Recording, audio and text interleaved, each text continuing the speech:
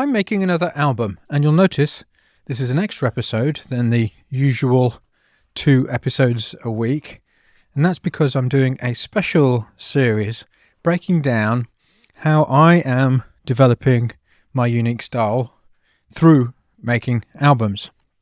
So if you haven't heard the previous episodes in this series so far, click the link in the show notes and you'll find a Spotify playlist of the previous episodes in this series. And I thoroughly recommend you listen to those first before listening to this one.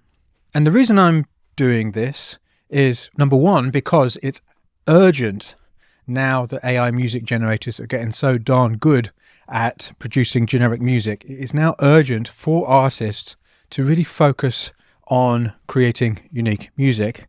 And secondly, because starting this weekend, I'm creating a brand new version of Make an Album with Mike, my program, where we make an album over the course of a few months together. You make your album and I make mine. And this brand new version is going to be focused on helping you develop your unique style at the same time. So if you've done Make an Album with Mike in the past, you'll be familiar with the overall structure of when the deadlines are and when the milestones are, but what we'll be doing in the program will be different. Since seriously getting into music again and making this crazy goal of becoming a successful singer-songwriter without touring at the ripe old age of 51, the development of the kind of things that I coach in Make Music Your Life is gone on turbo. I'm creating new music games, I'm coming up with new thinking tools, all of which will help you make a quality album, but in the course of doing that, develop your unique style. So if you're interested in joining that, send me an email to mike@makemusicyourlife.com and I'll send you all the details. The preparation month is starting this weekend. So as I said in the last episode, you can split developing your unique style into 3 stages. Vision, which is what we talked about in the last episode. Practice, but I'm actually going to change its name to play, which is what we're going to talk about today.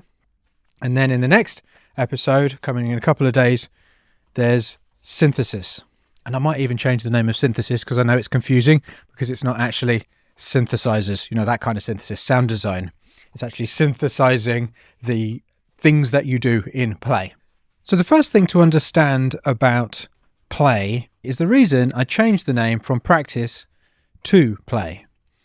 The reason I called it practice in the first place is because this is the doing stage. A lot of people get stuck in vision. They believe they can think their way into unique music. It's that classic, I've got this idea in my head, I know exactly how I want my music to sound, I just can't get it to come out of the speakers. What that is ignoring is the fact that what you think you want your music to sound is never exactly what will work. It's ignoring the unconscious and emergent elements of the creative process. It's putting your conscious thinking at the center of your process. It's like your conscious thinking becomes a tyrant over your process. And really, your conscious thinking is simply a tool to use in order to determine what to do next. It doesn't rule over your creative process. When you listen to the greatest artists talk, you will notice that they often speak about their creative process as if they are a participant in it, and they're often quite surprised at what comes out. They often don't expect their music to end up the way it ends up. They're much more flexible with their ideas. It's like what they have in their head is a compass, a direction, and just as much as they are creating the ideas, conceptualizing the ideas, they are also curating what happens. If you think about the creative process as conscious thinking, we've got unconscious processing within ourselves, and then we have what emerges. A healthy creative process is about all 3 of those. And by saying, I can't get this thing I've got in my head to come out of the speakers, what you are doing is you are ignoring the unconscious and the emergent. And particularly when you want to develop a unique style, this has to be even more playful. It has to be even more experimental. I did think about calling this stage experiment, but I think play covers it better, particularly in relation to music. So at this stage, and to be honest with you, when I say stage, it's an ongoing stage. So it's not, okay, so first, in month 1, we envision. And then in month 2, we play. And then in month 3, we synthesize. This is an ongoing process happening all of the time, all 3 stages. Vision, play, synthesize. Vision, play, synthesize. It happens in the micro and also in the macro. It happens over the course of making an album, but it also happens in the course of a session. So what you need to do is run a high quantity of experiments, most of which won't work. And this is one of the challenging things about making unique music, about developing a unique style. It is inherently an uncertainty creating situation, because when you think about it, what is true of a unique style? It's something that you probably haven't heard before, so you don't have anything to compare it to. And often we mistake familiarity for quality. So it's very easy to say, if you're making generic music, okay, this isn't working because of X, Y, and Z, because the X, Y, and Z is already existing. You have something to measure it to. Whereas in making unique music, when you're trying to develop a unique style, you're in a much more uncertain situation. Often you will make something and you will say to yourself, I don't know, is it good or is it terrible? I'm not sure. That is a sign you are developing your unique style. Not necessarily a sign that you're on the right track, because you may well be on the wrong one. But this is the point. Being on a track that leads to a cul-de-sac is one of the experiences that you will have in making your unique style. And this is why you have to run these experiments in quantity. I often say that the quality of your music is in direct correlation to the amount of crap music that you're willing to make. I think this is even more true if you want to make quality, unique music. The uniqueness of your music is in direct correlation to the amount of crap music that you are willing to make, because you have to run the experiments, let them be there, and then listen to them, review them afterwards and go, okay, so what isn't working here? What is working? What can I learn from that? I've re-listened to a book over the last few days, which is The Art of Learning by Josh Waitzkin, who was a chess prodigy. And he was mentioning Michael Jordan and about how he's known as being a basketball player who won the most games with a final shot or something like that. I'm not into basketball, so I don't really know.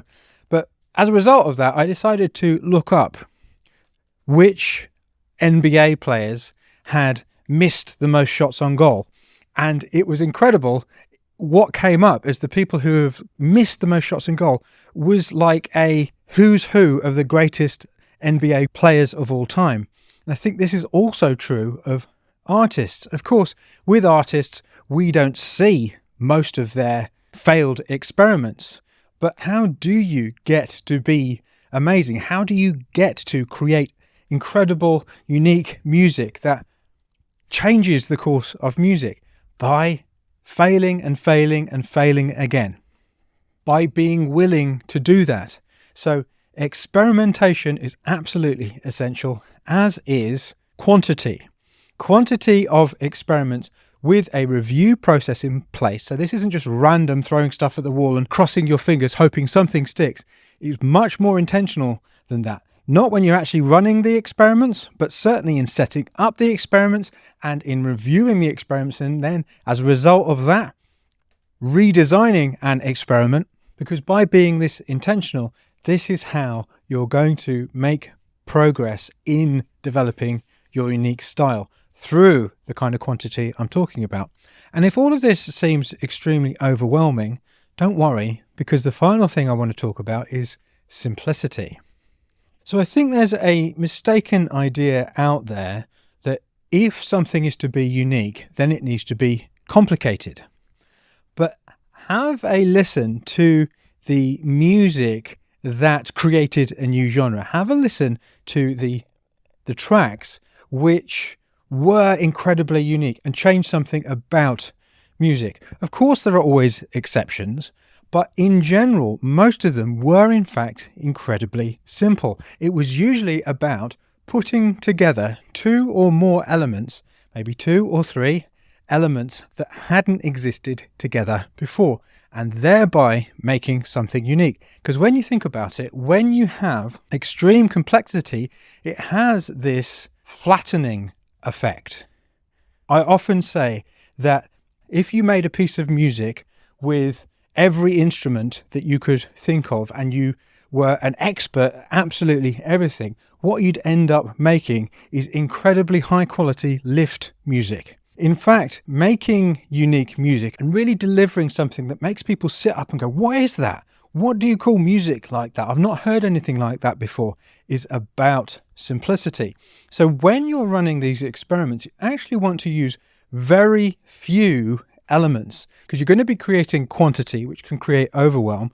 And also you really want to focus on doing more with less. So for example, what I'm focused on at the moment is all around the vocal, all around my voice, both in terms of performance, how I'm singing what I'm singing, and also the lyrics. So you'll notice in the previous episode, I talked about singers like Lana Del Rey, Tori Amos, Kate Bush, Billie Eilish, and also I talked about rappers like Tyler the Creator and MF Doom. Two disparate elements, putting them together to see what happens. But they're just about one instrument, my voice, and I'm really focused on developing that instrument rather than trying to throw 5,000 different instruments at the thing. Because as I said, too much complexity can have a flattening effect. Of course, as you develop your unique style, you can add complexity to it. But in the first instance, when you're running these early experiments to try and figure out where you want to go, you want to focus on a minimum number of things that really speak to your strengths, that really speak to your curiosity, that you're really excited to work with. Something that you could imagine at some point becoming a master at. But you don't want to worry too much about becoming a master while you're running these experiments, because really what you're doing is you're listening for particular ingredients that can go into your unique style. But I'm starting to give away what I'm going to be talking about on the next episode right now. So what you need to remember is you have to take a playful approach to running a bunch of experiments with a small number of tools. And you want to develop the ability to run experiments which don't work out, to make music that doesn't work, and also to let go of the need for it to be absolutely brilliant in every moment. Because as you do that, as you start to get a sense of your direction, where you're going, what is working and what isn't, that's when you'll start to synthesize these elements into something which is uniquely you. So don't forget, the new version of Make an Album with Mike, let's call it Make a Unique Album with Mike, is starting this weekend. So if you'd like details about that, simply send me an email to mike@makemusicyourlife.com, and I'm going to stop talking about making a unique style and start making one.